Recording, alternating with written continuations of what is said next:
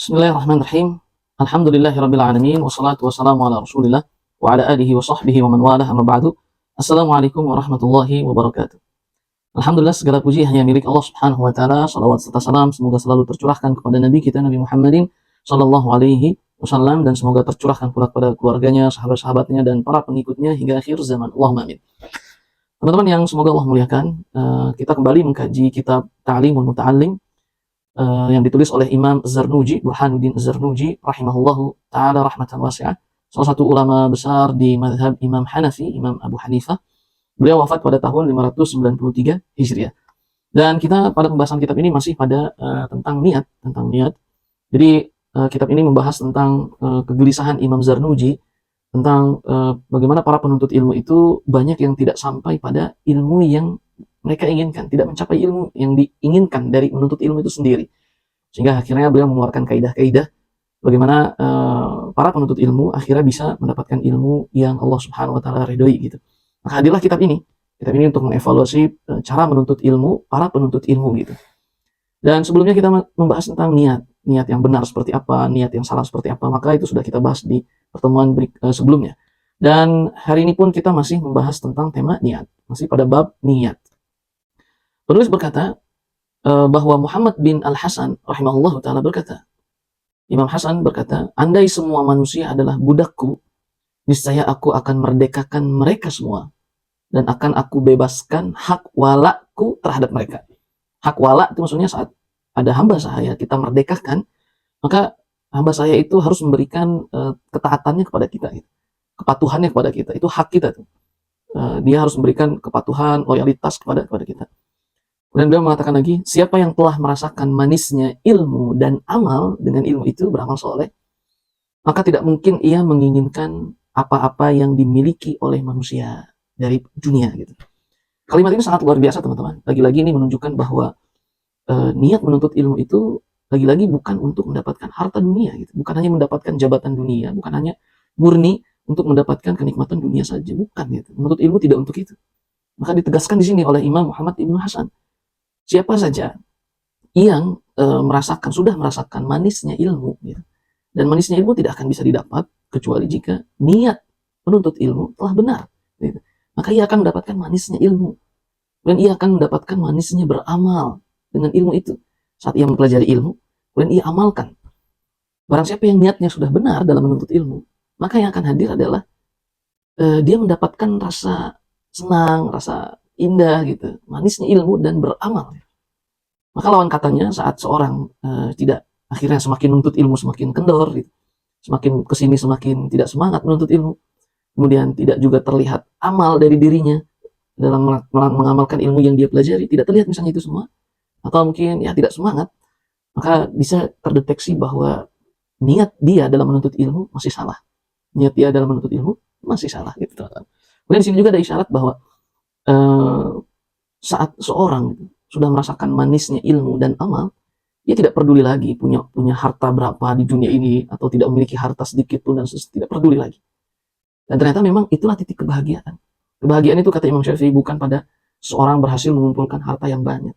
Bukan. Tapi kebahagiaan itu adalah di hati. Harta bahagia sesungguhnya adalah saat seseorang mendapatkan kelapangan rezeki, dia bisa bersyukur kepada Allah, kemudian mau mendekatkan diri kepada Allah Subhanahu wa taala. Itu bahagia sesungguhnya. Saat Allah kasih kelapangan rezeki, dia bersyukur kepada Allah dan semakin mendekat kepada Allah dengan ibadah-ibadah, dengan amal-amal soleh. Dan saat Allah kasih kesempitan dalam dunianya, maka ia bisa bersabar dan bisa menjaga agamanya dan tetap bisa menjaga amal solehnya, tetap dekat dengan Allah Subhanahu wa taala. Itu bahagia sesungguhnya. Saat Allah kasih lapang rezeki, dia bisa dekat dengan Allah, masih tetap bisa dekat dengan Allah. Terus meningkatkan kedekatannya kepada Allah dengan melakukan amal soleh. Saat Allah kasih sempit, ia bisa menjaga imannya, ia bisa menjaga amal solehnya, ia masih bisa menjaga ibadah-ibadahnya, dan ia sabar. Itulah orang yang bahagia sesungguhnya. Sehingga berkah, itulah konsep berkah. Sedikit tapi cukup, dan jika banyak tidak membahayakan agamanya, gitu. Tidak membahayakan agamanya. Itulah harta yang berkah, teman-teman. Nah, maka kita lihat suatu hari di peristiwa Rasulullah SAW pernah memiliki beberapa peristiwa dengan istri-istri Rasul SAW sehingga membuat Rasul itu tidak pulang ke rumah, melainkan Rasul membuat sebagian tempat di mihrab masjidnya sebagai tempat Rasulullah SAW istirahat di situ. Dan itu disaksikan oleh kaum muslimin, para sahabat, umat Rasul, melihat Rasul tidur di situ, gitu, di mihrab Masjid Nabawinya. Sehingga cerita saat Umar datang ingin bertemu dengan Rasul, kemudian minta izin dan akhirnya diizinkan. Dan kata Umar, saat aku masuk, aku menangis karena melihat Rasul Shallallahu Alaihi Wasallam saat itu hanya berbaring di atas kasurnya yang subhanallah anyaman eh, tikar-tikar gitu teman-teman, tipis, tikar tipis. Hanya itu yang ada pada Rasul saat itu.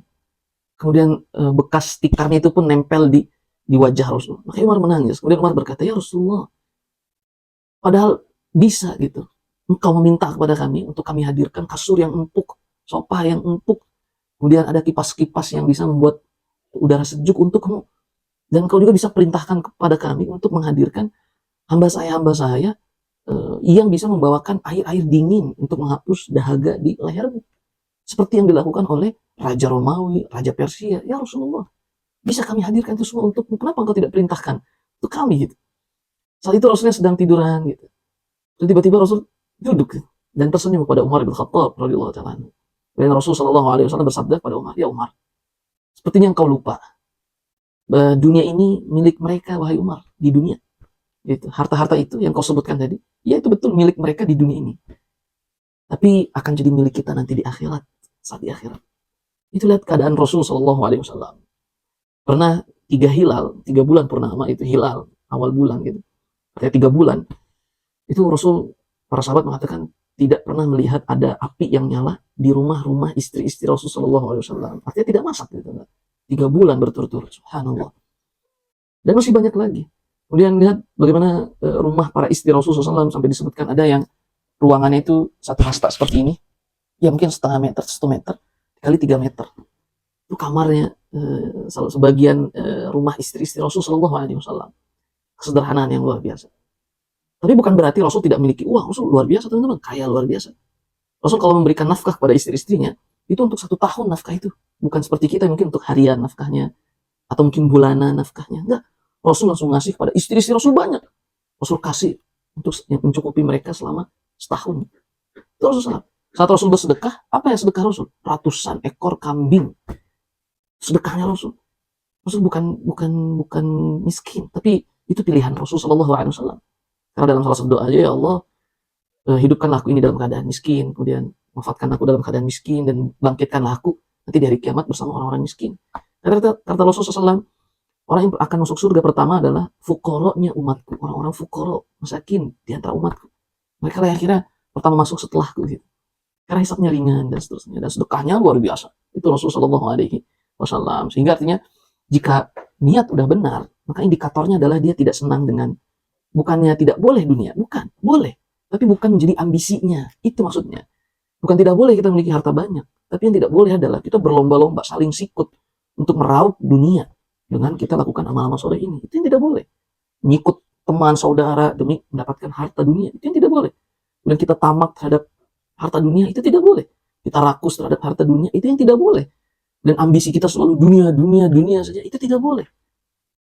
Nah, jadi bukan berarti mendapatkan dunia, kita memiliki harta banyak, bukan berarti tidak boleh. Yang tidak boleh adalah saat ambisi kita hanya dunia, pikiran kita hanyalah dunia, semua hal ia lakukan karena dunia, itu yang tidak boleh.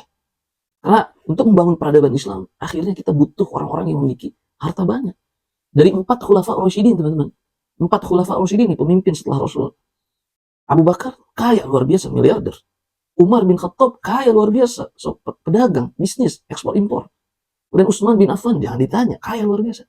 Hanya Ali bin Abi Thalib saja. Beliau memilih untuk kesederhanaan.